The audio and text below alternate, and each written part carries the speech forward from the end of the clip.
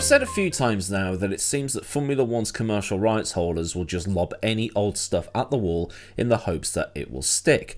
Idea after idea after idea after idea that just makes everybody go, well, why? That's a stupid idea and it's only going to benefit one small group of people. You. Recently, things were signed off regarding a street race in Chicago because it seems the commercial rights holders will do absolutely anything to get a foothold in the US market. A fourth race in the United States on top of existing races in Texas, Miami and Nevada. But given how big and spread out the US is, a race in Chicago kind of means that more than one specific portion of the country has a race within 500 miles or so. But it's still a decision that's proved unpopular, even more so if it turns out they're just going to race on the course that NASCAR is using, but that won't be the case. It won't be the case. Will it? Will it? It won't. But more recent stuff said by Stefano Domenicali that made its way onto the internet this week has got people doing the thing that German Shepherds do with the old head tilt, and it's kind of tugged at the heartstrings of some of the older Formula One fans that have done nothing but cry about the engines in the last 10 years. Basically, Formula One management has managed to say something that hasn't resulted in a tut and an eye roll. Domenicali has hinted that a new set of regulations for 2030 could see the regulations being fixed up in such a way that there will be a return to noise. Part of the switch to the hybrid era has meant that people have done nothing but cry for the last 10 years, as already mentioned, that the cars don't sound good enough anymore, especially from those of us that got to see the days of the V10s. But the rules changed because of the way the world was going. Smaller, more powerful engines were what the car companies were moving towards, and as a result, virtually every car company now has hybrid on a wide variety of their range. Unless it's Suzuki, in which case, hybrid is standard. Diesel is being phased out, EVs are becoming more and more common, so the world has changed in the last 10 years, whether you like it or you don't. The world is moving forward.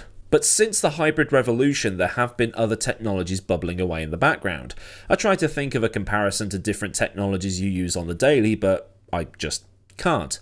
Basically, while we have this thing here that's really good and has been quite helpful, there's this thing over here that looks quite promising too. What I'm on about is this new synthetic fuel tech that's floating around, and a lot of people want Formula One to get on board with it because, well, it might mean a return to 10-cylinder or the very least 8-cylinder engines, in the hope that we get less of the throaty honk of a V6 and more of the high revving scream that we knew and loved. There is the hope that if the 2026 regulations work in the way the sport wants it to, this can then open up a new door to abandoning V6 turbo hybrids entirely and moving to something that's a bit more fan-friendly. So then, let's have a quick look at how a current Formula One engine is packaged. You have the internal combustion engine, or ICE, that's a 1.6 litre V6, and that has a turbocharger bolted to it to supplement the amount of horsepower that's available. Then you've got two extra components. The first is MGUK, or Motor Generator Unit, Kinetic. This is a bit like the old KERS system that was seen in 2013 and slightly before that. This is what I'd refer to as your magical hybrid go-juice, and that uses an electric motor and battery to help to add to the power you're already using, and this is all recharged on braking. The final part is the MGUH, or Motor Generator Unit, Heat. This uses the hot exhaust gases to spin up a generator and also helps supplement some of that hybrid recharge. The magical hybrid go-juice is then split into two sections. You have the overall state of charge of the battery, and then you have the allocation for hybrid go-juice per lap, just like how it was with the old KERS system. It's a set number, and if you go over that, then you get into a little bit of trouble, basically. So as long as you've actually got charge in the battery, you can use your lap allowance, if that makes any sense. I did a video years ago on this using a set of Corsair to teach you, but that might be one to be done again in the future, but since we're at pretty much the end of this current set of regulations, there's probably no point. The problem is, though, that when it comes to road relevancy, hybrid cars don't have an MGUH. And by that I mean cars like the Hyundai Tucson, the Suzuki Sways, the Kia Niro, Toyota Prius, and cars like that. The AMG Project 1 probably does, but then again, that's got an actual Formula One engine dropped into it. So these MGU units are, for want of a better phrase, irrelevant. They're not really needed and they add too much extra weight and cost to the engines. So for 2026, one proposed way of doing things, and this hasn't even been signed off yet, is to dump that part of the power unit off. Now, power unit is a term I don't particularly like, similar to how I really dislike the term WWE Universe to describe the attending fans of a particular wrestling promotion. Sports entertainment, I can deal with that. It's a self-aware title that says, yes, we know it's scripted, but that bloke in the mask being thrown off a 16-foot steel cage is still pretty damn real. WWE Universe, cringe. So is power unit. And Skypad, knock it off. It's thought that binning off the MGU-H will help reduce the footprint of the actual power unit and make the cars narrower, smaller, shorter, whatever you want to describe them as. But the problem is, as we saw a couple of weeks ago in a video I did, well, a couple of weeks ago, those cars need to be able to get around a corner without crashing because, well, they've pretty much fluffed it up. I did talk about the proposed 2026 regulations and how they need to get a stomp on now with them to get something ready in time. And Domenicali, according to Autosport, reckons the sign-off for that is imminent, way before the deadline that's on the 30th of June. He actually reckons it'll be signed off around the 1st of June, so a couple of weeks from the point of publishing this video. With these engines running on sustainable fuels, Domenicali wants to put forward an engine formula from 2030 that will be focused on getting some of that noise back.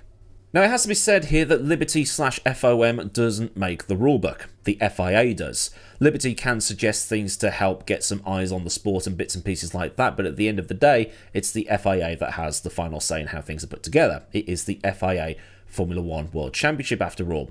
It's like things like Bernie's sprinklers and the medal systems that he proposed. He proposed them, but they never went ahead because, well, the FIA makes the rulebook. So I guess this is a humour the rumour type of thing because it's only a proposed thing, but at the same time it could be opened up into another series called You're Talking Shit, Mate. But this is the thing. You've got the 2026 regulations and then 4 years later another change of engine formula where development will have started at least a year and a half prior to 2030.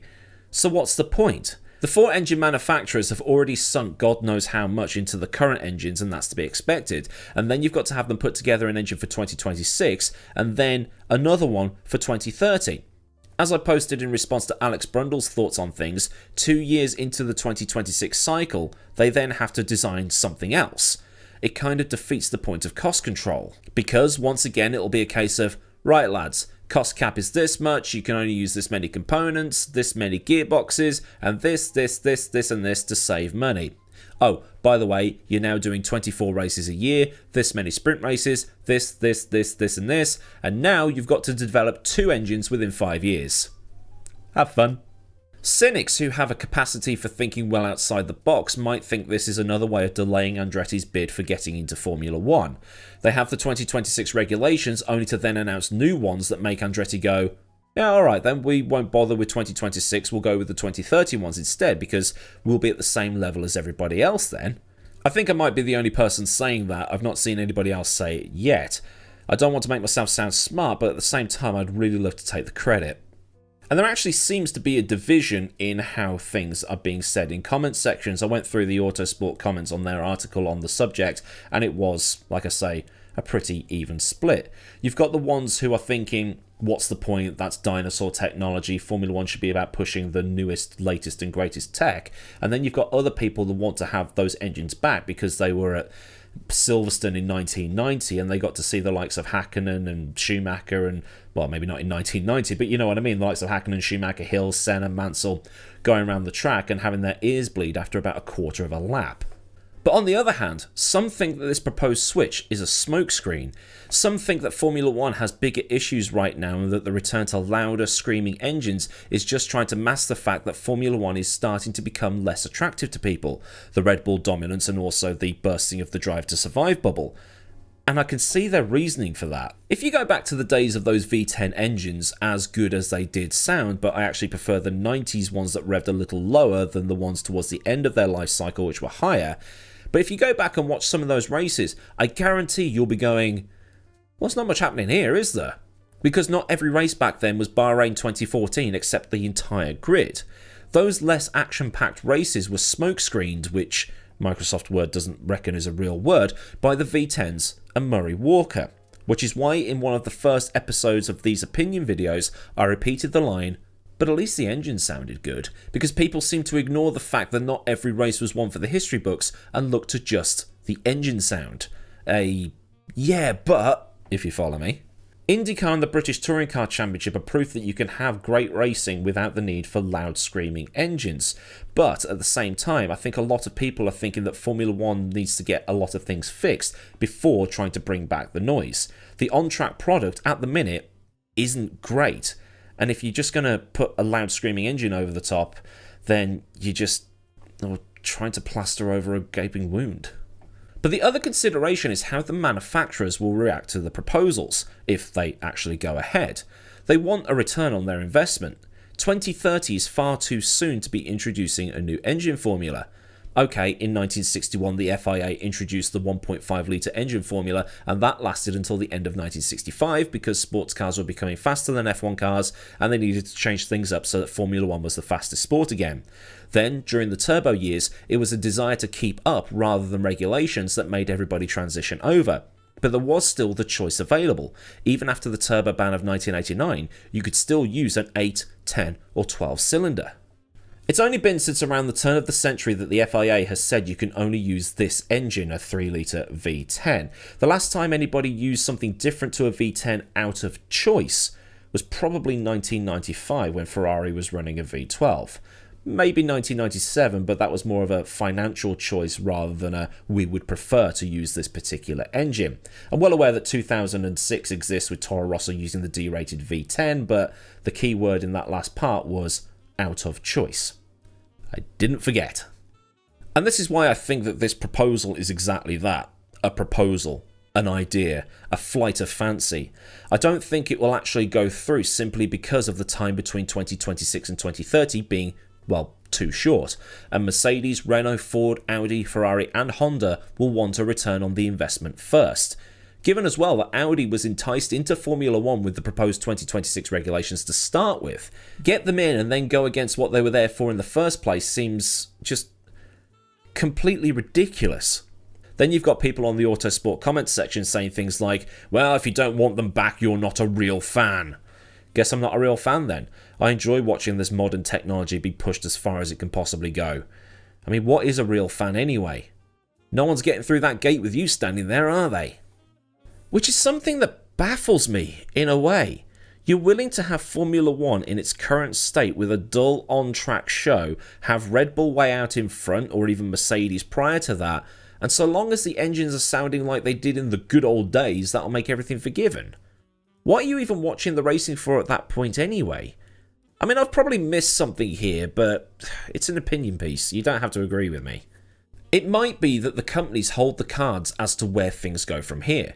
If they all say no and threaten to quit, then Formula 1 is in a spot of bother because they've just spent a lot of time trying to entice new manufacturers in and then potentially lose some in one go. Another part of the issue is that hybrids, EVs and even the attempts at advancing hydrogen are still floating around. If the car companies commit to the cleaner stuff and advancing that tech, it reflects better on them. The problem is, does all of this stuff with EVs and stuff like that mean that the FIA would then have to push Formula E as its premier series and then leave Formula 1 as a no-holds-barred, gloves-off category, like extreme championship racing or something like that? Or is Formula 1's popularity now too much for that to change? Is the profile too high for that to change? But there might actually be one upside to going back to those kinds of engines. Fewer street circuits because, well, the locals aren't going to want the disruption, are they? Do it! So then, this has been a thing happening in the world of motorsport, and this has been my opinions on that thing. If this thing has made you think things about the thing, then like this thing so I know I've done a good job. And for more things like this, subscribe to this thing and ring the bell thing so you never miss out on anything that I do around here. Massive thanks as ever to the rad lads at Patreon for the support, and if you want to help support me at a more personal level, then a link to Patreon is in the description, along with links to Discord, socials and other bits and bobs that you might want or need to know. Or there's super thanks if you just want to buy me a coffee or otherwise do a one-off donation if Patreon isn't your thing. And there's channel memberships there too if you just want to do things that way. So until next time, I've been AdmiralLaWind, have a great day wherever you are, and goodbye.